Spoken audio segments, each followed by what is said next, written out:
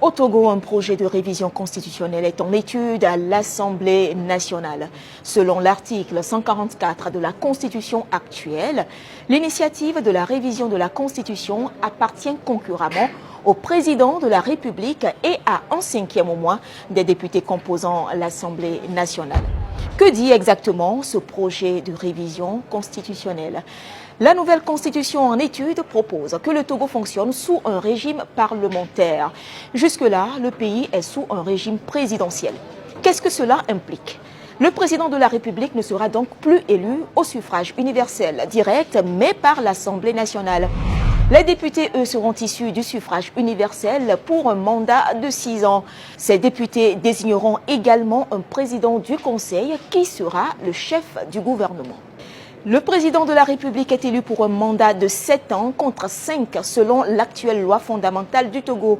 Il ne sera rééligible qu'une seule fois et sans débat par l'Assemblée nationale au scrutin secret à la majorité absolue. On ne peut pas prétendre à un régime parlementaire et puis augmenter la durée de mandat du chef de l'État. Voilà, ça me semble contradictoire un peu. Parce que en augmentant le mandat du président, on renforce son pouvoir à la vérité.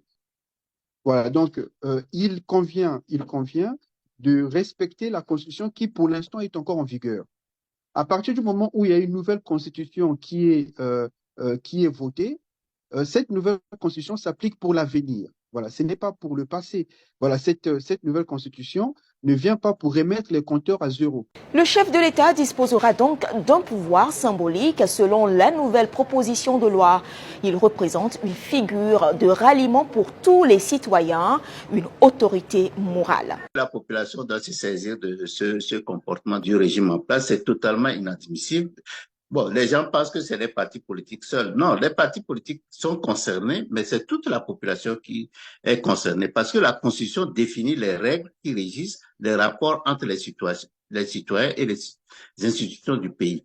Donc, vraiment, moi, j'appelle aux députés, à force de revenir à la raison, que même que nous sommes dotés ensemble, même si les modifications ont été faites sans l'assentiment de toute la population, mais ok, ça existe, ils n'ont qu'à respecter cette constitution et la population doit être prête à lutter pour bloquer ce changement constitutionnel illégal. Le mandat du président Faure Gnassingbé s'achève en 2025. Celui des députés étudiants, la nouvelle proposition de loi de révision constitutionnelle a expiré le 31 décembre 2023. Selon l'article 52 de la Constitution actuelle, les membres de l'Assemblée nationale et du Sénat sortant par fin de mandat ou dissolution restent en fonction jusqu'à la prise de fonction effective de leurs successeurs.